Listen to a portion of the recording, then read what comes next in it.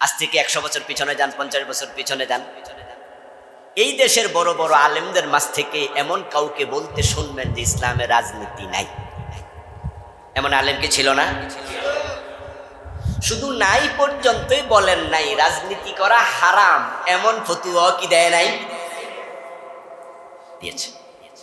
আচ্ছা, 50-100 বছর পিছন থেকে আমি টেনে আপনাদেরকে আজকের এই সময় নিয়ে আসলাম। ঠিক এই মুহূর্তে এখনো ইসলামী রাজনীতি করেন না এমন আলেম বাংলাদেশে আছে না নাই? 2-4 জন না, হাজার হাজার এখনো আছে। তো প্রাইমারি স্কুল বানাইয়া এসএসসি পাস তো পাবেন না। যে যাদের সিলেবাসে এখনো ইসলামী রাজনীতি ঢুকলো না, তারা দেশে ইসলাম পাবে কেমনে? তারা তো ইসলামটাই ভালো করে বোঝে না, তারা ইসলাম বুঝেছে আংশিক। এটাই জাতির জন্য দুর্ভাগ্য। গতকালকে বাইতুল মোকাররম মসজিদে বাদশাহ মিলাদুন নবীর প্রোগ্রাম শুরু হয়েছে। 15 দিন ব্যাপী প্রোগ্রাম। গতকালকে আমি চিফ গেস্ট ছিলাম, প্রথম দিন কালকে ছিল। ওখানেই একজন বড় আলেম, বাইতুল মোকাররমেরই, আমি আর পরিচয় দিলাম না, বড় আলেম, যেহেতু বিষয়টা একটু সেন্সিটিভ। উনি আমাকে বললেন যে হুজুর, আসলে আগে তো আপনাদের সাথে এভাবে মিশি নাই, আপনাদেরকে দূর থেকে দেখেছি, কাছ থেকে দেখি নাই, এজন্য কিছু কথাবার্তাও এরকম উল্টাপাল্টা হয়েছে, হয়তো দূরত্ব ছিল, কিন্তু এখন আপনাদেরকে দেখতেছি, বুঝতেছি, আপনাদের কাছে আসছি হুজুর, আপনাদেরকে দেখলে এখন মন ভরে যায়। আমি উনাকে বললাম যে আপনারা আমাদের সমালোচনা করেছেন, আমাদের বিরোধিতা করেছেন বা একটু দূরত্ব রেখেছেন, এতে আমরা কিন্তু কিচ্ছু মনে করি নাই, এখনো করি না। এখনো আমি যাওয়ার পরে আপনি আমাকে গালি দেন, আমি তেমন কিছু মনে করব না, বরং আপনি যে কাছে আসছেন এটা শুনে ভালো লাগছে। ওনাকে বললাম আপনি হয়তো বলতে পারেন যে হুজুর, আগেই আপনাদেরকে খারাপ জানতাম, আপনি কিছু মনে কেন করেননি? এ উত্তর আমি ওনাকে দিয়েছি, আপনাদেরকে একই কথা বলছি, কারণ আমাদের দেশে ইসলামটা এসেছে আরব থেকে ডিরেক্টলি বাংলাদেশে, এটা নয়, আরব থেকে ভারত হয়ে এসেছে। এই জন্য আমরা দেখি আমাদের হাদিসের যে সনদ, আমাদের ওস্তাদ যিনি, তার ওস্তাদ পরে 2-3 জন পার হইলে দেওবন্দি ওস্তাদ। এই দেশে ইসলাম প্রচার এবং প্রসারের ক্ষেত্রে দেওবন্দের ভূমিকা অনবদ্য। আমাদের ওস্তাদদের অধিকাংশ ওস্তাদ ছিলেন কওমি ঘরানার দেওবন্দি। কলকাতা আলিয়া, ওখান থেকে এসেছে, তো পার্সেন্টেজ যদি 10% হয়, বাকি 90% ওস্তাদ দেওবন্দ থেকে।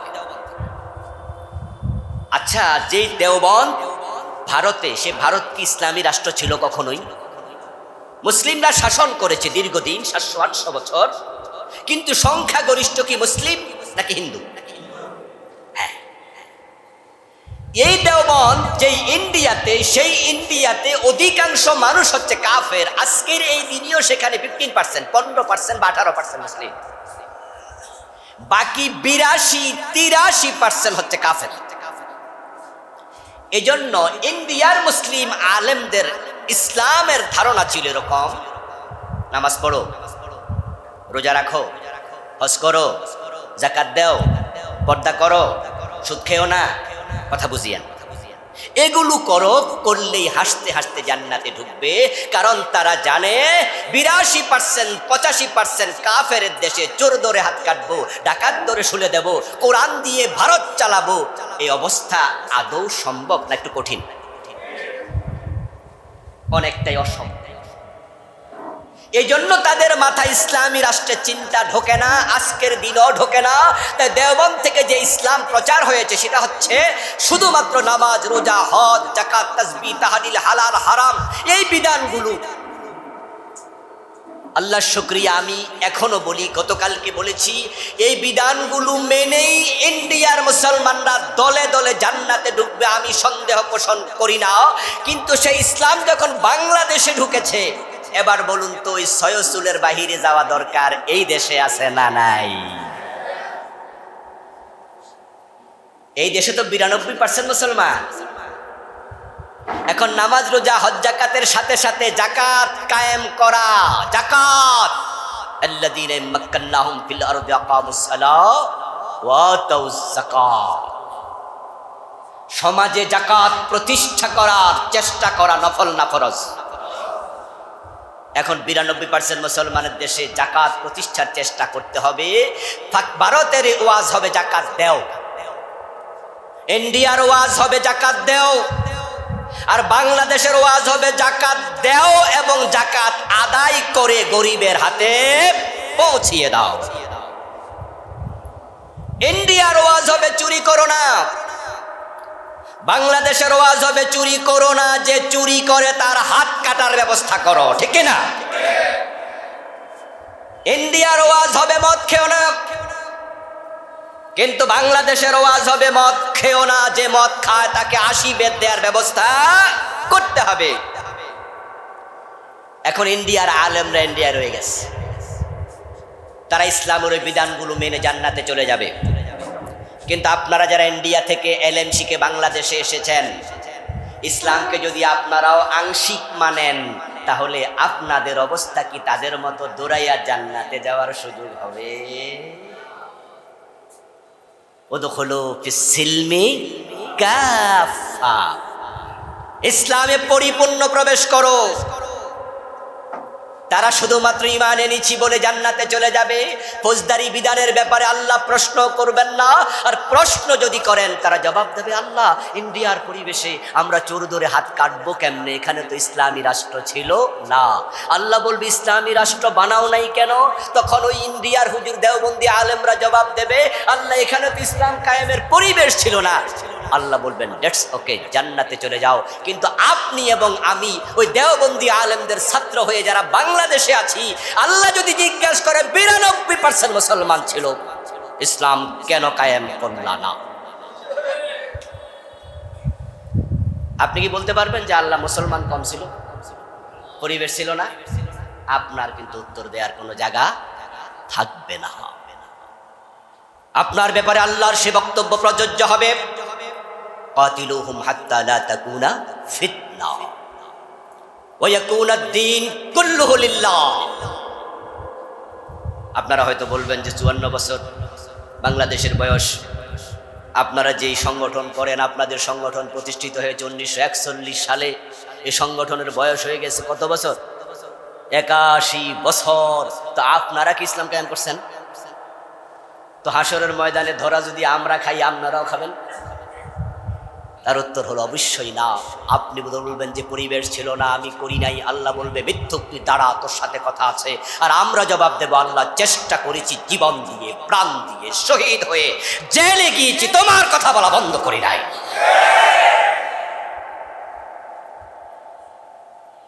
হতে পারে আল্লাহ তাআলা রহমত দিয়ে আমাদেরকে সিক্ত করে ছেড়ে দেবেন।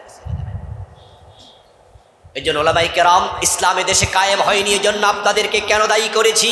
কারণ এই দেশের আলেমরা এখনো 100% আমরা একমত হতে পারি নাই। আমি তো মনে করি যদি আমরা আলেমরা আজকে সিদ্ধান্ত নেই যে আমরা এক হয়ে দিন কায়েমের কাজ করব, আগামী নির্বাচনে কোরআনের বিজয় হয়ে যাবে, কোনো সন্দেহ নাই। কিন্তু আমরা তো অনেকে এখনো দিন কায়েমের ব্যাপারে উদাসীন। একটি বড় কামেল মাদ্রাসার প্রিন্সিপাল, উনি ওনার ছাত্রদের মজলিসে বলতেছে যে আমরা দুনিয়ার চেয়ার চাই না, আমরা আল্লাহর জান্নাতে যেতে চাই। ছাত্ররা তো সুবহানাল্লাহ বলে ওনাকে উৎসাহিত করলো। এর মানে ছাত্ররা বুঝ নিল আমাদের হুজুর নির্লোভ, উনার অন্তরে মেম্বার, চেয়ারম্যান, এমপি, মন্ত্রী হওয়ার কোনো লোভই নাই, উনি শুধু জান্নাত চায়। তাহলে এখানে একটি কথা কিন্তু স্পষ্ট হবে বিপরীতে, সেটা হচ্ছে আমরা যারা বলি ক্ষমতা দরকার, তাহলে আমরা লোভী মানুষ, ঠিক না? তাহলে উনি দুনিয়ার ক্ষমতা চায় না, উনারটা যদি সুবহানাল্লাহ হয়, আমরা যারা বলি ইসলামী রাষ্ট্র লাগবে, ক্ষমতা লাগবে, তাহলে আমাদেরটা ইন্না নিল্লাহ হয়ে যাবে। আসলে ব্যাপারটা কামিল মাদ্রাসার প্রিন্সিপাল, উনার আইডিওলজি কতটা ভুল, চিন্তায় কতটা গলত, যে উনি ছাত্রদেরকে কিভাবে নিরুৎসাহিত করছে ইসলামী রাষ্ট্রের ক্ষমতা থেকে, অথচ নবী মুহাম্মদুর রাসূলুল্লাহ সাল্লাল্লাহু আলাইহি ওয়াসাল্লাম হিজরতের পথে আল্লাহর কাছে দোয়া করেছেন, ওয়াজআলনি মিন লাদুনকা সুলতানান নাসিরা। নবীজি বলছে, আল্লাহ তুমি আমাকে রাষ্ট্র ক্ষমতা দিয়ে সাহায্য করো। রাষ্ট্র ক্ষমতা কি পদের নাম না? এটা একটা আসনের নাম না, চেয়ারের নাম না? বাংলাদেশের এখন এই চেয়ারে কে বসে আছে? প্রধান। এর আগে প্রধান শেখ হাসিনা, এর আগে প্রধান খালেদা জিয়া নাকি? মক্কায় ছিল আবু জেহেল। নবীজি সেখানে কোরআনকে ক্ষমতায় নিতে পারেননি, কারণ চেয়ারে আরেকজন জালেম বসা, বরং তারা এই চেয়ারে বসে ঘোষণা করেছিল, লা তাসমাউ লিহাদাল কুরআনি ওয়ালগাউ ফীহি লাআল্লাকুম তাগলিবুন। এই কোরআন শুনতে যেও না, গন্ডগোল লাগায় দাও। কোরআন সংসদে ঢুকবে, দারুন নাদওয়া মক্কার সংসদ ভবন, ওখানে কোরআন ঢুকা দূরের কথা, তারা এই সংসদ ভবনে বসে সিদ্ধান্ত নিয়েছিল সংসদের বাহিরে যেখানে মুহাম্মদ কোরআন পড়বে সেখানে গন্ডগোল লাগাও। পরিবেশ বড় বিপরীত। নবীজি সাল্লাল্লাহু আলাইহি সাল্লাম হিজরত করে রওনা দিলেন। হিজরতের পথে তিনি ভাবলেন, যদি মদিনায় গিয়ে সেখানের সংসদে দেখি আরেক আবু জেহেল বসে আছে, হিজরত করে লাভটা কি? এই জন্য আল্লাহ উনাকে শিখালেন, ওয়াকুর রাব্বি আদখিলনি মুদখালা সিদকিন ওয়া আখরিজনি মুখরাজা সিদকিন ওয়াজআলনি মিন লাদুনকা সুলতানান নাসিরা। ক্ষমতার মালিক কে? এই জন্য আল্লাহর কাছে চাও। নবীজি ক্ষমতা চাইলেন, আর আমার প্রিন্সিপাল হুজুর বলতেছে উনিও বড় আলেম, তাকে আমি সম্মান করি, ভালোবাসি একজন মুমিন মুসলিম হিসাবে, কিন্তু উনি বলছেন ছাত্রদেরকে আমি ক্ষমতা চাই না, আমি জান্নাত চাই। আবু বকর, ওমর, ওসমান, আলী রাদিয়াল্লাহু তাআলা আনহুম তারা 30 বছর খলিফা ছিলেন। আবু বকরের তাকওয়া ওই হুজুরের চেয়ে কম ছিল, ওমরের কম ছিল। ইমাম হোসাইন রাদিয়াল্লাহু তাআলা আনহু ইয়াজিদের সাথে যে দ্বন্দ্বটা হলো সেটাকে মসজিদের ইমামতি নিয়েছিল না মাদ্রাসার মুহতামিমগিরি নিয়ে? ইতিহাস জাজ্জল্যমান। ইয়াজিদ ক্ষমতায় বসেছে, শেফা ভাই চমৎকার বলেছিলেন কিছুক্ষণ আগে, যাত্রী 50 জন সব সজাগ, কিন্তু ড্রাইভার যদি একটু ঘুমায় তাহলে 50 জন সজাগ থেকেও লাভ নাই। আন্নাসু আলা দীনি মুলুকিহিম। রাজার চরিত্রে মানুষ চরিত্র পায়। রাজার শাসন যেমন প্রজারা হয় তেমন। রাজা যদি বিভ্রান্ত হয় জাতিকে বিভ্রান্ত করে ছেড়ে দেয়। গত 15-17 বছরে শেখ হাসিনার মতো জালেম স্বৈর শাসক ক্ষমতায় থেকে এদেশের সিলেবাস থেকে ইসলামকে ঝাঁটিয়ে বিদায় করেছে। 2023-2024 মাদ্রাসার বই দেখবেন। সম্মানিত ওলামায়ে হযরত, আলেমরা নবীদের উত্তরসূরি, এই কথা হাদিস দ্বারা প্রমাণিত। নবীজি বলেছেন, ইন্নাল উলামা ওয়ারাসাতুল আম্বিয়া। আমরা শুধুমাত্র নবী মুহাম্মদ সাল্লাল্লাহু আলাইহি ওয়াসাল্লামের উত্তরসূরি নয়, আম্বিয়াদের উত্তরসূরি। আম্বিয়া বহু বছরের শব্দ। আলেমগণ সকল নবীদের উত্তরসূরি। এখন নবীরা যে জায়গা জমিন টাকা পয়সা রেখে গেছে, আমরা এটার বন্টন করলে পাবো, ঠিক না? কারণ আমরা ওয়ারিস। ইন্নাল আম্বিয়া লাম ইউরিসু দীনারাম ওয়ালা দিরহামা। ওয়ারিস শব্দ বলার পরে নবীজি ব্যাখ্যা দিলেন, কারণ ওই ব্যাখ্যা না দিলে আমরা বলতাম যে সুলাইমান আলাইহিস সালামের অংশ তো আমরা পাবো না, উনি তো বাদশা ছিলেন। এই জন্য রাসূল বলেছেন যে নবীগণ তারা দিনার এবং দেরহামের ওয়ারিশ করেন নাই।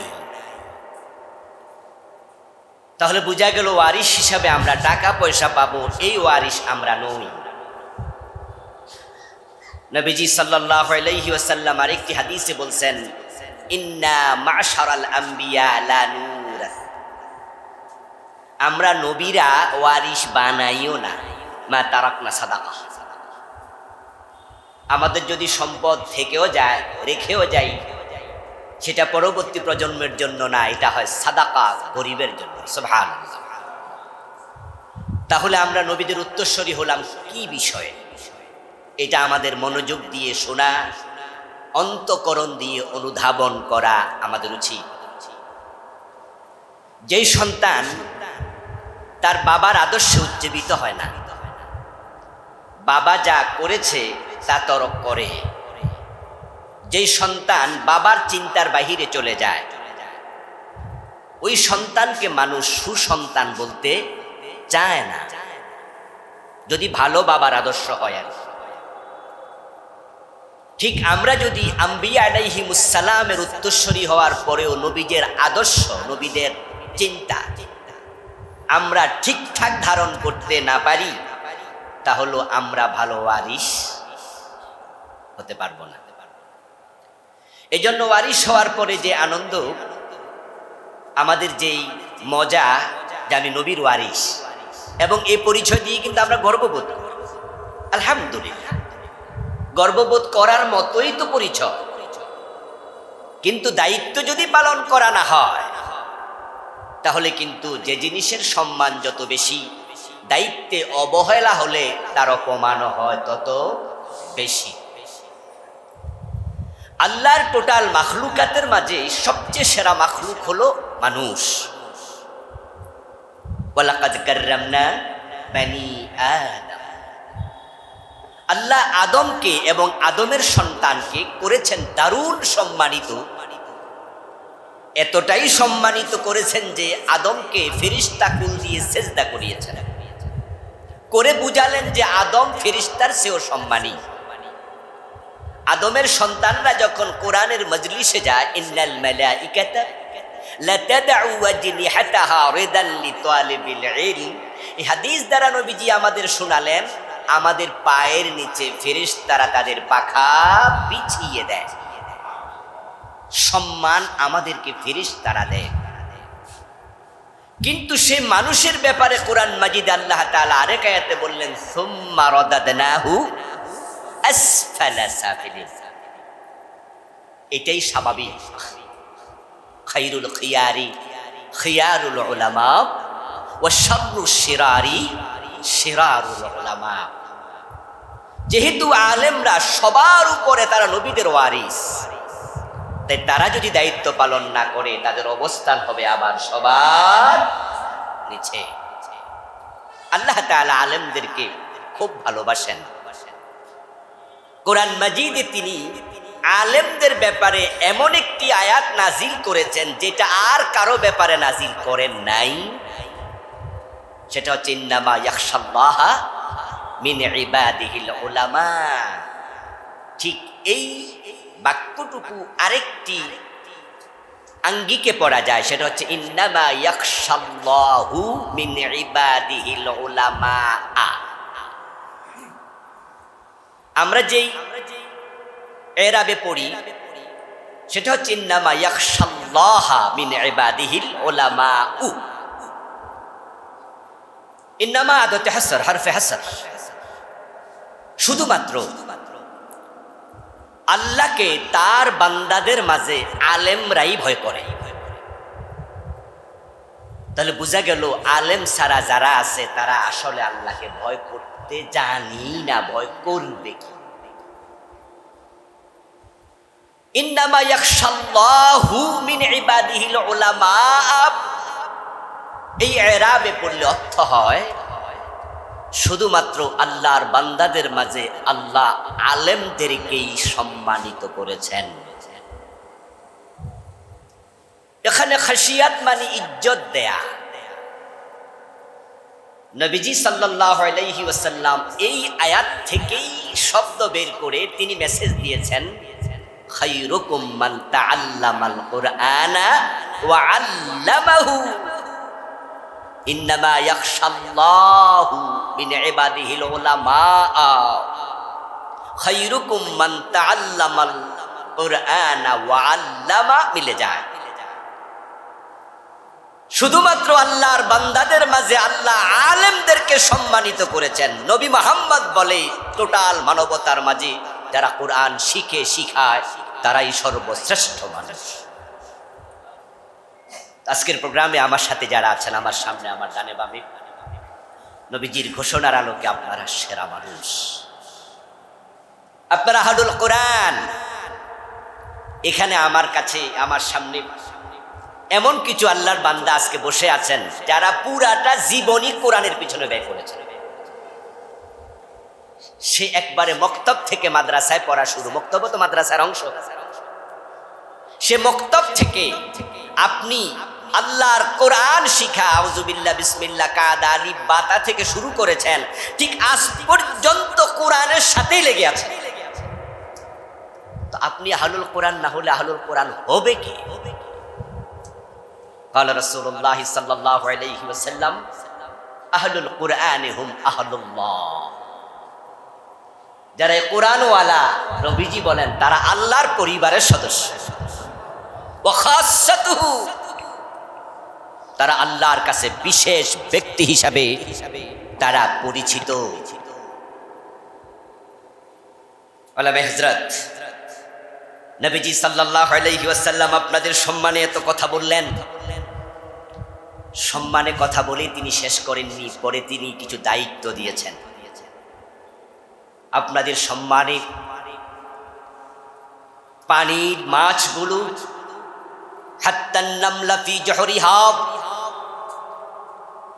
পাহাড়ের চিপায় গর্তে লুকানো পিপিলিকাগুলো, লা ইউসাল্লুন আলা মুআল্লিমিন নাসিল খায়রা, যেই মানুষগুলো আমার কাছে আজকে আপনাদের ব্যাপারে এই ফেরেশতারা, ইন্নাল্লাহা ওয়া মালাইকাতাহু আলাস সামাই ওয়াল আরদি হাত্তা নামলা ফি জহরিহা হাত্তাল হুত ফিল বাহর ফিল মা লা ইউসাল্লুনা আলা মুআল্লিমিন নাসিল খায়রা। নবীজি বলছেন আপনারা যখন কোনো অপরাধ করেন, ভুল করেন, তখন ফেরেশতারা, আকাশের অধিবাসী, জমিনের অধিবাসী, পিপিলিকা, মাছেরা আপনাদের জন্য আল্লাহর কাছে ইস্তিগফার করে, আপনাদের উপর সবসময় দোয়া করে তারা, কারণ আপনাদের অনেক দায়িত্ব।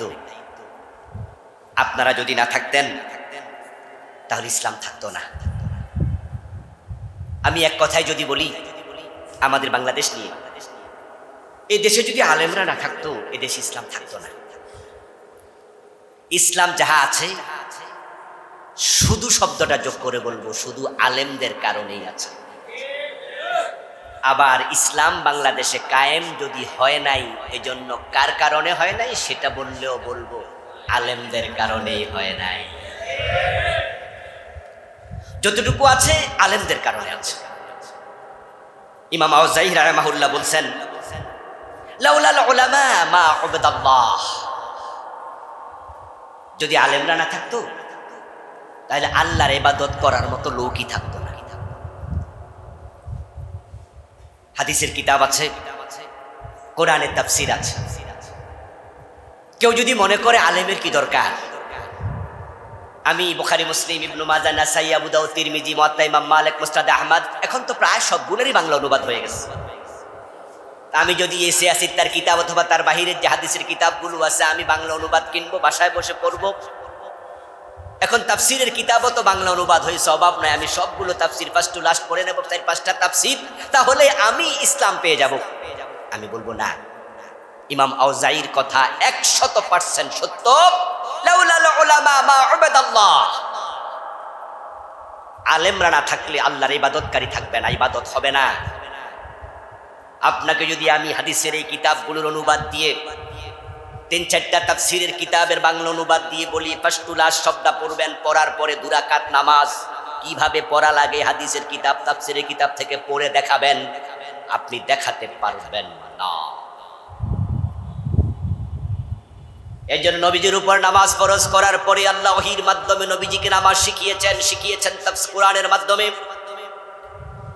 এই ওহী প্রাপ্ত হয়ে নবীজি মুহাম্মদ নামাজ পড়া শিখেননি, কোরআন পেয়ে তিনিও নামাজ পড়া শিখেননি। জিবরিল আমিন রাসূলকে দেখে দেখে নামাজ শিখাইছে। কালান নবী সাল্লাল্লাহু আলাইহি ওয়াসাল্লাম, নবীজি বলেছেন, কি বলেছেন? আম্মানি জিবরিল ইনদাল বাইতি মাররাতাইন, 10 ওয়াক্ত নামাজ 2 দিন জিবরিল আমিন আমার ইমামতি করে আমার শিখাইছে।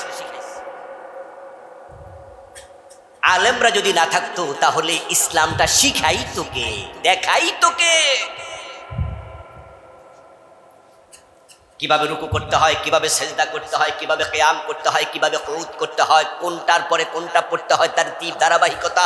পুরা 2 রাকাত নামাজ আপনি কোরআন হাদিস পড়ে নিজে নিজে শিখতে পারবেন না, আর পুরা ইসলাম শিখা তো বহু দূর কি বাত। সম্ভবত ইমাম শাফি রাহিমাহুল্লাহ বলেছেন, লাউলাল উলামা লাসারান নাস মিসলাল বাহাইম। আলেমরা যদি না থাকতো মানুষগুলো গরু ছাগল হয়ে যেত, তারা বাহাইম হয়ে যেত। ইসলাম টিকে আছে আপনাদের কারণে, এই জন্য আপনাদের সম্মান অনেক বেশি। আবার বাংলাদেশে ইসলাম প্রতিষ্ঠিত হয়নি, সেটাও আলেমদের কারণে। কেন? রাগ করে ফেলবেন নাকি? একটু ব্যাখ্যা না দিলে হয়তো মনে মনে ভাবতে পারেন যে হুজুর আবার এটা কি খোঁচা মানলো শক্ত করে।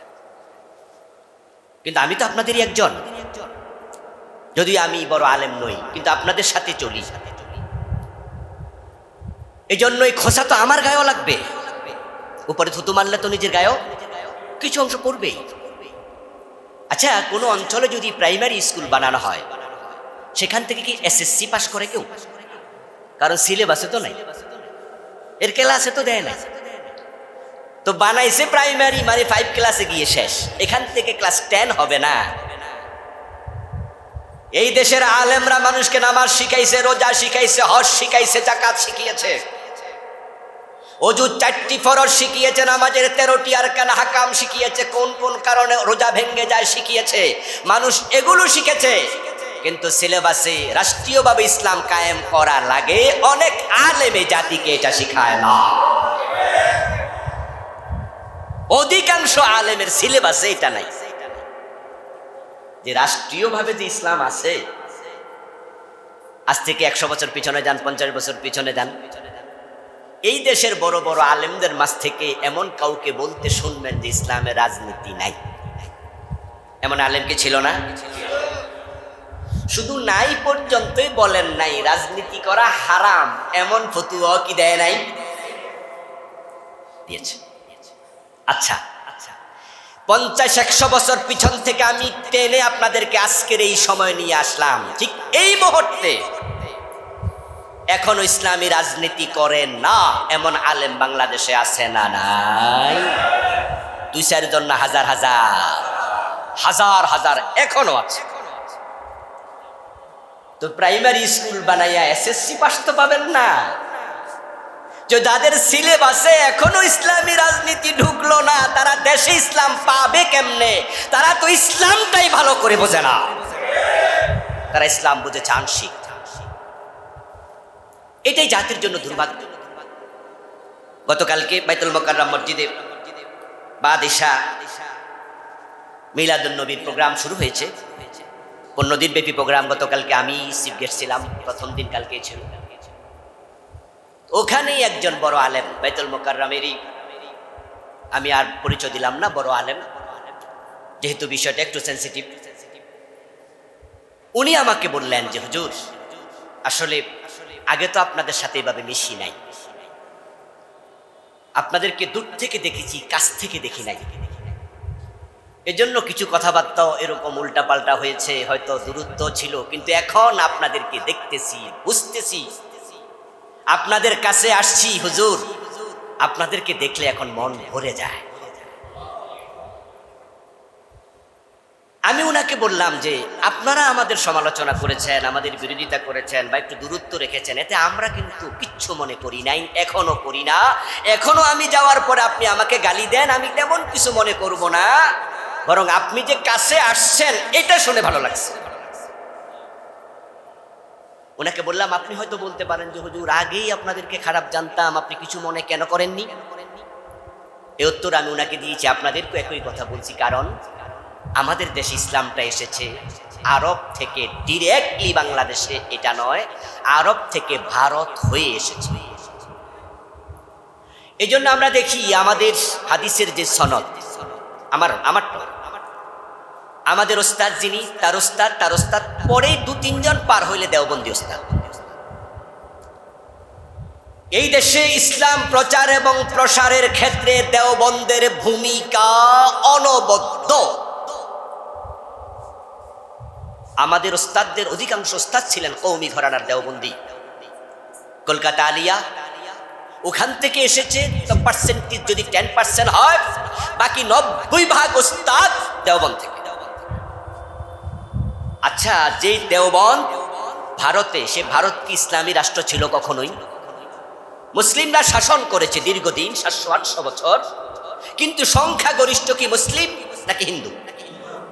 হ্যাঁ, এই দেওবন্দ যে ইন্ডিয়াতে, সেই ইন্ডিয়াতে অধিকাংশ মানুষ হচ্ছে কাফের। আজকের এই দিনেও সেখানে 15%, 15% বা 18% মুসলিম, বাকি 82-83% হচ্ছে কাফের। এজন্য ইন্ডিয়ার মুসলিম আলেমদের ইসলামের ধারণা ছিল এরকম: নামাজ পড়ো, রোজা রাখো, হজ করো, যাকাত দাও, পর্দা করো, সুদ খেও না, কথা বুঝিয়েন, এগুলো করো, করলেই হাসতে হাসতে জান্নাতে ঢুকবে। কারণ তারা জানে 82%, 85% কাফের দেশে চোর ধরে হাত কাটবো, ডাকাত ধরে শুলে দেব, কোরআন দিয়ে ভারত চালাবো। এই অবস্থা আদৌ সম্ভব না? একটু কঠিন, অনেকটাই অসম্ভব। এই জন্য তাদের মাথায় ইসলামী রাষ্ট্রের চিন্তা ঢোকে না, আজকের দিনও ঢোকে না। তাই দেওবন্দ থেকে যে ইসলাম প্রচার হয়েছে সেটা হচ্ছে শুধুমাত্র নামাজ, রোজা, হজ, যাকাত, তাসবিহ, তাহলিল, হালাল হারাম, এই বিধানগুলো। আল্লাহর শুকরিয়া, আমি এখনো বলি, গতকালকে বলেছি, এই বিধানগুলো মেনেই ইন্ডিয়ার মুসলমানরা দলে দলে জান্নাতে ঢুকবে, আমি সন্দেহ পোষণ করি না। কিন্তু সেই ইসলাম যখন বাংলাদেশে ঢুকেছে, এবার বলুন তো, ওই সয়সুলের বাহিরে যাওয়া দরকার এই দেশে আছে না নাই? এই দেশে তো 92% মুসলমান। এখন নামাজ, রোজা, হজ, যাকাতের সাথে সাথে জাকাত কায়েম করা, জাকাত, আল্লাযীনা মাক্কান্নাহুম ফিল আরদি আকামুস সালাহ ওয়া আতাউজ যাকাত, সমাজে জাকাত প্রতিষ্ঠা করার চেষ্টা করা, নফল না ফরজ।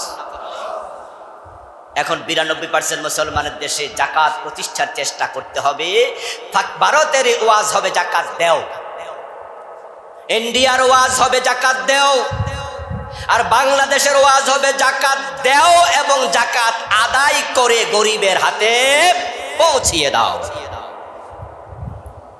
ইন্ডিয়ার ওয়াজ হবে চুরি করো না, বাংলাদেশের ওয়াজ হবে চুরি করো না, যে চুরি করে তার হাত কাটার ব্যবস্থা করো, ঠিক না? ইন্ডিয়ার ওয়াজ হবে মদ খেও না, কিন্তু বাংলাদেশের ওয়াজ হবে মদ খেও না, যে মদ খায় তাকে 80 বেত দেওয়ার ব্যবস্থা করতে হবে। এখন ইন্ডিয়ার আলেমরা ইন্ডিয়া রয়ে গেছে, তারা ইসলামের ওই বিধানগুলো মেনে জান্নাতে চলে যাবে। কিন্তু আপনারা যারা ইন্ডিয়া থেকে এলএম শিখে বাংলাদেশে এসেছেন, ইসলামকে যদি আপনারাও আংশিক মানেন, তাহলে আপনাদের অবস্থা কি তাদের মতো দৌড়াইয়া জান্নাতে যাওয়ার সুযোগ হবে? উদখুলু ফিস সিলমি কাফা, ইসলামে পরিপূর্ণ প্রবেশ করো। তারা শুধুমাত্র ঈমান এনেছি বলে জান্নাতে চলে যাবে। ফৌজদারি বিধানের ব্যাপারে আল্লাহ প্রশ্ন করবেন না, আর প্রশ্ন যদি করেন তারা জবাব দেবে, আল্লাহ, ইন্ডিয়ার পরিবেশে আমরা চোর ধরে হাত কাটবো কেমনে? এখানে তো ইসলামী রাষ্ট্র ছিল না। আল্লাহ বলবে, ইসলামী রাষ্ট্র বানাও নাই কেন?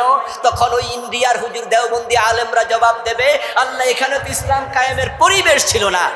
আল্লাহ বলবেন, দ্যাটস ওকে, জান্নাতে চলে যাও। কিন্তু আপনি এবং আমি ওই দেওবন্দি আলেমদের ছাত্র হয়ে যারা বাংলাদেশে আছি, আল্লাহ যদি জিজ্ঞাসা করে 92% মুসলমান ছিল, ইসলাম কেন কায়েম করলা না? আপনি কি বলতে পারবেন যে আল্লাহ মুসলমান কম ছিল, পরিবেশ ছিল না? আপনার কিন্তু উত্তর দেওয়ার কোনো জায়গা থাকবে না। আপনার ব্যাপারে আল্লাহর সে বক্তব্য প্রযোজ্য হবে, কাতিলুহুম হাত্তা লা তাকুনা ফিতনা ওয়া ইয়াকুনা আদ-দীন কুল্লুহু লিল্লাহ। আপনারা হয়তো বলবেন যে 54 বছর বাংলাদেশের বয়স, আপনারা যেই সংগঠন করেন, আপনাদের সংগঠন প্রতিষ্ঠিত হয়েছে 1941 সালে, এই সংগঠনের বয়স হয়ে গেছে কত বছর? 81 বছর। তো আপনারা কি ইসলাম কায়েম করছেন? তো হাসরের ময়দানে ধরা যদি আমরা খাই, আপনারাও খাবেন? তার উত্তর হলো অবশ্যই না। আপনি বলবেন যে পরিবেশ ছিল না, আমি করি নাই। আল্লাহ বলবে, মিথ্যুক, তুই দাঁড়া, তোর সাথে কথা আছে। আর আমরা জবাব দেব, আল্লাহ, চেষ্টা করেছি, জীবন দিয়ে, প্রাণ দিয়ে, শহীদ হয়ে জেলে গিয়েছি, তোমার কথা বলা বন্ধ করি নাই।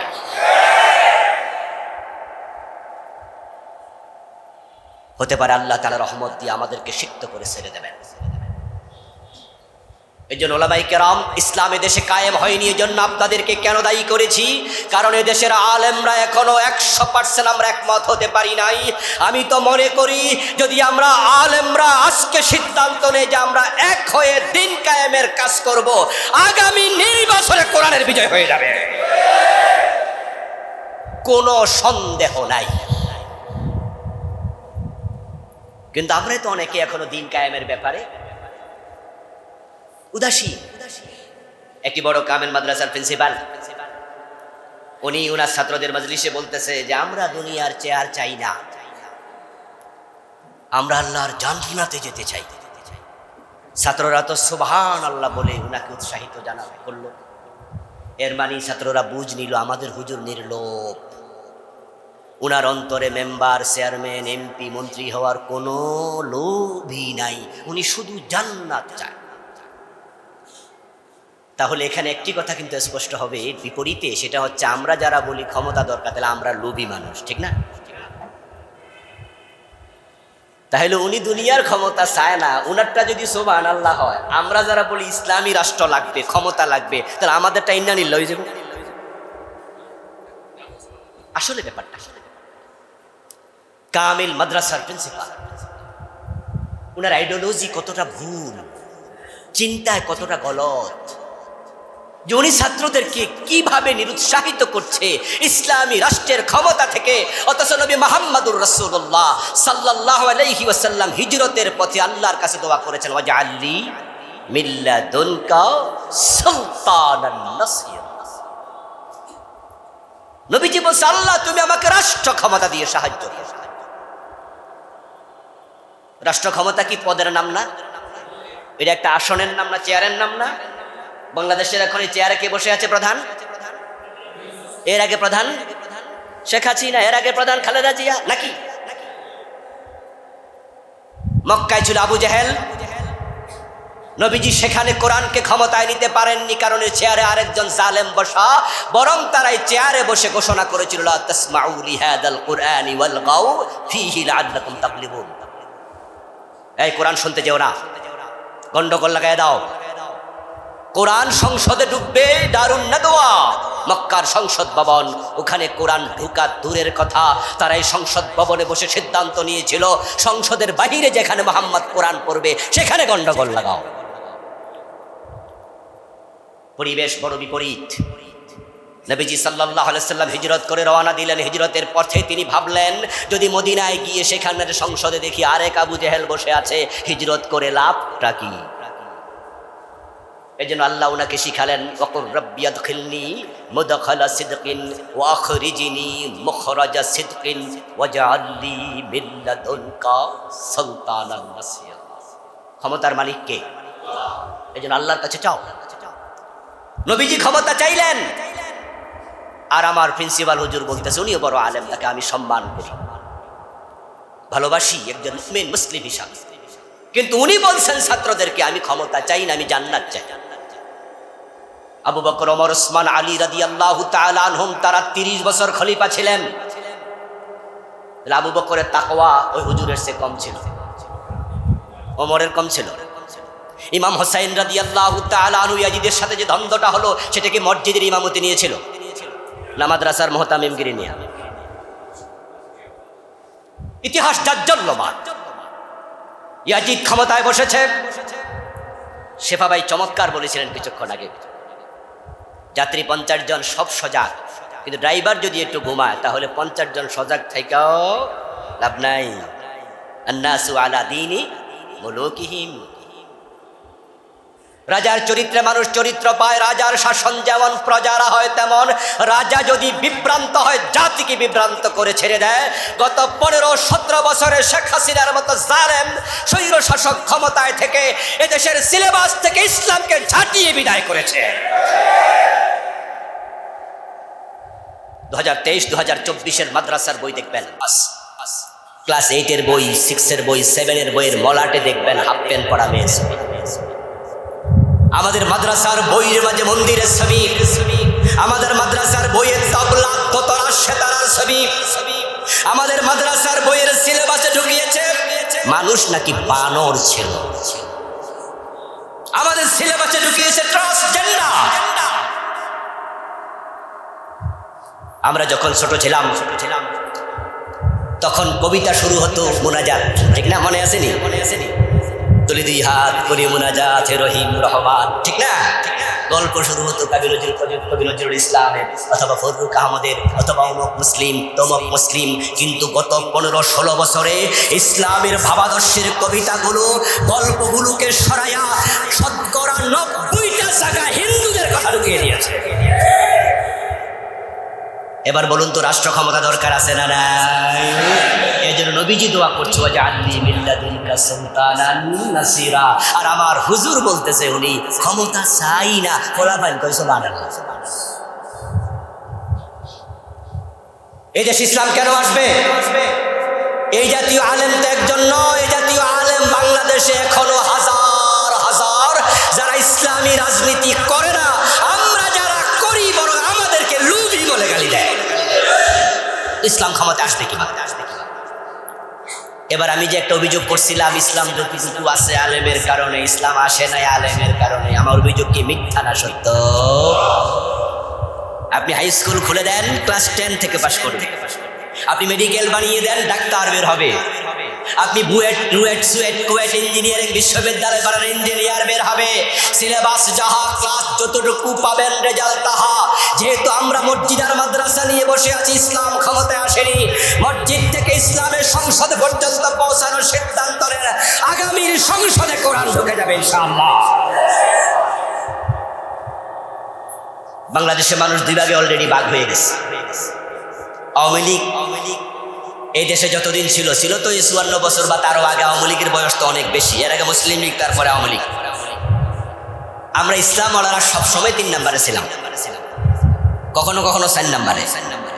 আওয়ামী লীগ বিএনপি 1 অথবা 2, জাতীয় পার্টি 3, তারপরে আমরা হুজুররা ছিলাম 4। কিন্তু জাতীয় পার্টি যেহেতু এখন মোটামুটি মরে গেছে, তাহলে ছিলাম আমরা 3 নম্বরে। আওয়ামী লীগ বিএনপি 1, 2, আমরা হুজুররা 3। এবার যেহেতু আওয়ামী লীগ পালায় গেছে, আল্লাহ অলরেডি আমরা 2 নম্বর আইনা দিচ্ছে।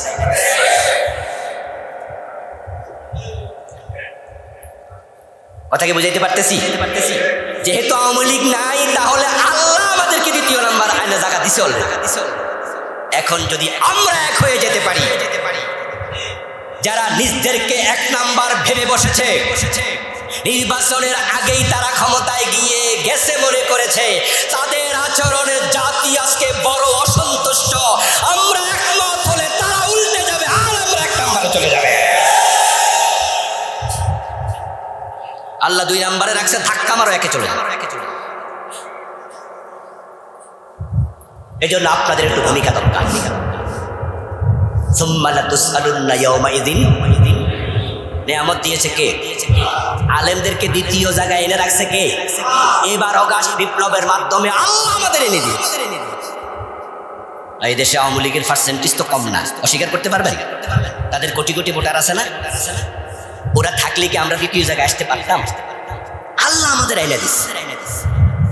এবং এত জনশক্তি থাকার পরেও আজকের আওয়ামী লীগ, আমি আওয়ামী লীগ করি এ কথা বলার সাহস কারো আছে না? আল্লাহ মুখে তালা লাগাই দিচ্ছে। এগুলো থাইকে অমনয় নাই। তাহলে আমরা অলরেডি 2য় জায়গায়। আর যারা 1 নম্বরে আছে, এরা দর্শনের সেঞ্চুরি অলরেডি করা শুরু করছে, সাদাবাজি শুরু করে দিয়েছে, ঠিক কিনা? অন্যায় যা করতেছে মানুষ অস্থির। এগিয়ে উঠুন, জেগে উঠুন, একটু জেগে উঠুন। ওলামায়ে হযরত একটু জেগে উঠুন, সামনে সুযোগ। কারণ বাজারে রিক্সায় উঠলাম, বাসার এলকেই রিক্সাওয়ালার মুখে দাঁড়িয়ে এই কয়েকদিন আগে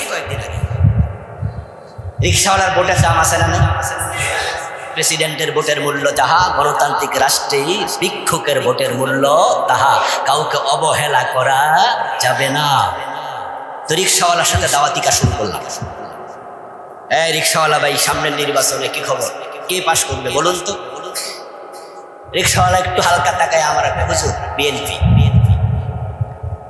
আমি বললাম, কেন হুজুর পাইয়াও আপনি বিএনপির নাম বললেন? হুজুরদের নাম কওয়া যায় না? সামনের ক্ষমতায় আমরা যাবো, এই কথা কি বলা যায় না? রিকশাওয়ালা বলে, হুজুর আপনারা এক হতে পারেন নাই তো, এক যদি হন ক্ষমতায় আপনারাই যাবেন। রিকশাওয়ালা অতটুকু বলার পরে এবার আমার বলতেছে, হুজুর আপনারা এক হবেন কেমনে? আপনারা তো শুধুমাত্র মতভেদ মতভেদ মতভেদ, তাও যদি ফরজ নিয়ে মতভেদ করতেন আমরা বলতাম ঠিক আছে, আপনারা তো নফল নিয়ে মারামারি করেন। এবার আমি লজ্জাই পেলাম। কথা কি বেঠিক? কথা কি বেঠিক? ইসলামী দল এক হওয়ার পরিবেশ পাওয়ার পরও কিছু ভাই বলছে না ওনাদের আকীদা ভালো না, ওনাদের এই সমস্যা ওই সমস্যা, এক হই কেমনে? আরে দোস্ত, তোমার আকীদা তোমার কাছে থাকুক, আমারটা আমার কাছে থাকতে দাও। আমরা কোরআন নিয়ে ইখতিলাফ করি না, হাদিস নিয়ে ইখতিলাফ করি না, কাবা নিয়ে ইখতিলাফ করি না, কোরআনের আইন নিয়ে ইখতিলাফ করি না। আল ইত্তিহাদ মা'আল ইখতিলাফ, ইখতিলাফ সহ এক হয়ে যাও। আমাদের আকীদা আলাদা রাখো, স্লোগান দাও মাসলাক যার যার, ইসলাম সবার। ওই রিকশাওয়ালা বলছে, হুজুর এক যদি হতে পারেন ক্ষমতা আপনারাই যাবেন। এবার আপনাদেরকে কথা বলে আলোচনা শেষ করতে চাই। এখন আগামীবার কোরআন ক্ষমতায় যাক, এটা আপনারা চান কিনা? চান সবাই? তাহলে এক হওয়া দরকার আছে। আলহামদুলিল্লাহ, ইতিমধ্যে বাংলাদেশ ইসলামী দলগুলো কাছাকাছি আসছে। সরমনাইট ফিসাব হুজুর, জামাত ইসলামের আমির মামুনুল হক ভাই, হেফাজতের একটি বড় অংশ, ইসলামী দলগুলো মোটামুটি কাছাকাছি চলে এসেছে। আমরা দোয়াও করছি, কাজও করছি। কাপাসিয়াতে ইসলামী প্রতিষ্ঠানে তো বেশি, এমন পরিমাণ মাদ্রাসা, একটা থানা, এমন জেলাও আছে এত মাদ্রাসা। ইসলামী বিপ্লবটা যদি শুরু হয় কাপাসিয়া থেকে শুরু হওয়া দরকার আছে কিনা? সালাউদ্দিন আইয়ুবী ভাই আলহামদুলিল্লাহ ছাত্র শিবিরের কেন্দ্রীয় সভাপতি, চারটিখানি বিষয় নয়। যুবক মানুষ, নবীজি সাল্লাল্লাহু আলাইহি ওয়াসাল্লাম অল্প বয়সের সাহাবীকে বিভিন্ন যুদ্ধে সেনাপতি বানিয়েছেন। এমন সাহাবীও আছে ছেলের বয়সী, তার বাবার বয়সে অধীনস্থ ছিল। আবু বকর সিদ্দিক, ওমরের মতো সাহাবী থাকার পরেও একজন কম বয়সী যুবককে রাসূল সেনাপতি বানিয়েছেন। এমন যুদ্ধ আছে। আপনারা সৌভাগ্যবান, একজন ইয়ং ম্যান পেয়েছেন। ছাত্র শিবিরের সাবেক কেন্দ্রীয় সভাপতি যোগ্য লোক পেয়েছেন। ভেদাভেদ ভুলে যান, সবাই এক হয়ে যান। যদি কাপাসিয়ার আলেমরা এক হয়ে যায়, শুধু কাপাসিয়া না, আমি তামাম বাংলাদেশে যে চিত্র দেখছি, আমার মন বলছে আলেমরা এক হলে জালেমরা পালিয়ে যাবে। প্রিয় ভাইয়ের জন্য ইসলামের সৌন্দর্য তুলে ধরুন জুমার মসজিদগুলোতে। আলোচনার ফাঁকে ফাঁকে কোনো দলের নাম পাওয়া দরকার নাই, বরং আপনি ইসলামের কথা বলুন, মানুষকে বলুন না। 54 বছরের বাংলাদেশে আপনারা তো জাতীয়তাবাদ দেখেছেন, ধর্মনিরপেক্ষতাবাদও দেখেছেন, তাহলে দেখার বাকি আছে ইসলাম। আগামীতে ইসলাম দেখেন, মানুষকে বুঝাইয়া দেন ইসলাম আসছে। আর মসজিদের খতিবদের কথার অনেক মূল্য, বিশেষ করে নিরীহ লোকগুলোকে টার্গেট করবেন। সমাজে যারা একটু খাটতেরা পয়সাওয়ালা মানুষ, তারা যদি আপনারা সামনে সামনে হুজুর হুজুর করে, পিছনে পিছনে একটু বড় লোকই দেখায়, বা মসজিদের সভাপতি মনে মনে ভাবে আমি সভাপতি, উনি আমারে কেউ, আমি সেক্রেটারি, আমি এই আমি সেই। কিন্তু সমাজে যারা একটু নিরীহ আছে, গরিব আছে, আপনি কথা বললে দেখবেন কতটা মনোযোগ দিয়ে শোনে। কারণ ওই যে এমপির ভোটের মূল্য যাহা, রিক্সাওয়ালার মূল্য তাহা, যদি গরিব ভোটারগুলোকে আমরা বুঝাতে পারি, নীরব বিপ্লব হবে, তারা কল্পনা করতে পারবে না। প্রত্যেক খতিব মহোদয় আপনার এলাকায় টার্গেট করে ইসলামের কথা, আপনি পাশ করবেন না, আপনি দাঁড়ানো নাই, ইসলাম পাশ করুন। আমাদের প্রচেষ্টার পরেও যদি ইসলাম ক্ষমতায় না আসে, আমাদের ফেল হওয়ার কিছু নাই, জাতি ফেল করবে, আল্লাহর কাছে আমরা পাশ করব। ইসলাম এবং কুফরি দুটার মাঝখানে আর কিছু নাই। যারা ইসলাম চায় না তারাই কুফরিতে লিপ্ত। হুয়াল্লাযী আরসালা রাসূলাহু বিল হুদা ওয়া দীনিল হাক্কি লিইয়ুযহিরাহু আলাদ দীনি কুল্লিহি ওয়ালাউ কারিহাল মুশরিকুন। দ্বীনের বিজয় চায় না সেই মুশরিক, এটা আল্লাহর কথা। দ্বীনের বিজয় যে অপছন্দ করে সে মুশরিক। তাহলে বাংলাদেশে ইসলামী দলগুলো সারা যত দল আছে, তারা কি ইসলামের বিজয় চায়? তো মুশরিকদের পক্ষে যাওয়ার কোনো সুযোগ আছে? চাকরির ভয়ে হুজুররাও নাকি ওদের মিছিলে যান, ওদের মিটিংয়ে যান। আপনার ইমামতি চলে যাবে, এই ভয়ে আপনি সেদিকে যাচ্ছেন, আপনার জন্য আমার আফসোস। আমি জুমা পড়াতাম সাইনবোর্ড যাত্রাবাড়ি। আওয়ামী লীগের আমলে একটু প্যাস লাগছে, আওয়ামী লীগের লোকজন 2-4 জন একটু ছুটে গেছে, পুলিশ দিয়ে আমার মসজিদ দখল করে নিয়ে গেছে। কিছু মাদ্রাসার হুজুরও সাথে ছিল, ওসি সাহেব পোস্ট পাঠাইছে। পরের জুমা থেকে আমি আর যেতে পারিনি, যে জুমায় নিয়েছে সে জুমা তো নামাজ পড়াইতে পারিনি। পরে আমি সাইনবোর্ডের মসজিদ ছেড়ে দিয়ে আমি উত্তরা চলে আসলাম। উত্তরায় জুমা পড়ালাম। সাইনবোর্ডেরটা ছিল 1 তলা, শুরু করেছিলাম, উত্তরারটা ছিল 5 তলা। কিন্তু আগস্ট বিপ্লবের পরে সাইনবোর্ডের লোকেরা আমাকে এমনভাবে ধরল যে না হুজুর আপনি এখানেই আবার ফিরতে হবে। আবার ওখানে আমি একটু বাড়ি বানাচ্ছি, তো তারা আবার বললো আপনি তো এখানকারই লোক। তো অনেক জোর জুলুম করে আমাকে নিয়ে গেল, জোর করে একবারে। উত্তরার লোকদের কষ্ট দিলাম, সরি বলে বিদায় নিলাম। রিজিকের মালিক আল্লাহ, মসজিদ কমিটি না। তারা আমাকে বেতন দিত তখন 35,000, আর এবার জয়েন করছি, এখন বেতন দেয় 50,000। তখনও আমি চাইনি, এখনো আমি চাইনি। চাইলে দেবে হয়তো 1 লাখ। আমাকে বলছে আপনি আসুন প্লিজ। অথচ আমি যখন ওয়াজ করি, আজকের প্রোগ্রামে যেমন করি, মাহফিলে যেমন করি, মসজিদও তেমন করি, কাউকে সামান্য পরোয়া করি না। পরোয়া করি শুধু একজনকে, তিনি কে? আর সেই আপনি আমার ভাই, আপনি চাকরির ভয়ে ওদের মিটিংয়ে যান, আপনার জন্য সেম লজ্জা। একজন আলেম কিভাবে ধর্মনিরপেক্ষতার সাথে ঐক্যতা ঘোষণা করতে পারে? ধর্মের ব্যাপারে নিরপেক্ষতা কুফর। আপনারা যেই যে ইসলামী দলে আছেন আপনাকে সেখানে থাকতে বলবো, আপনি আবার আমার দলে আসা দরকার নেই। যদি আসেন ওয়েলকাম, কিন্তু আমি বলছি না আপনি চলে আসুন। ইসলামী দল যা সবটাই আমার, প্রতিটা ইসলামী দল আমার। এজন্য আপনি ইসলামী দল যেটাতেই থাকেন, কিন্তু ইসলাম বিজয়ের কাজ করেন। আমরা যদি ইখতিলাফগুলো পাশে ঠেলে এক হয়ে যেতে পারি, বিজয় আমাদের হবে ইনশাআল্লাহ। আমার সামনে কথার বাড়াতে চাই না। এই উপমহাদেশে আমাদের উজ্জ্বল ইতিহাস আছে। আলেমরা ভূমিকা রেখেছে, তখন ইংরেজরা পালাতে বাধ্য হয়েছে। তিতুমির বাঁশের কেল্লা প্রতিষ্ঠা করে ইংরেজদের বিরুদ্ধে লড়েছেন। হাজী শরীয়তুল্লাহ লড়েছেন, এমদাদুল্লাহ মহাজরে মক্কি লড়েছেন। এই দেশে আলেমদের স্বর্ণোজ্জ্বল ভূমিকা। এই দেশ থেকে দুর্গাপুর, কৃষ্ণপুর, শুভপুর, ব্রাহ্মণপাড়িয়া হিন্দুদের নামে গড়া এই বাংলাদেশের এখন দুর্গাপুরে হিন্দু পাওয়া যায় না, কৃষ্ণপুরে হিন্দু পাওয়া যায় না। হিন্দুগুলোকে আমরা হত্যা করি নাই।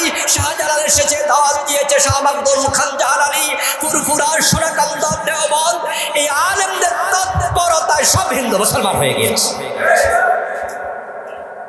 যদি আমরা জেগে উঠতে পারি, বাংলাদেশ আবারও ইসলামের দেশ হবে, কোরআনের দেশ হবে। আগামীর সংসদ কোরআনের সংসদের দেশ বাংলাদেশ।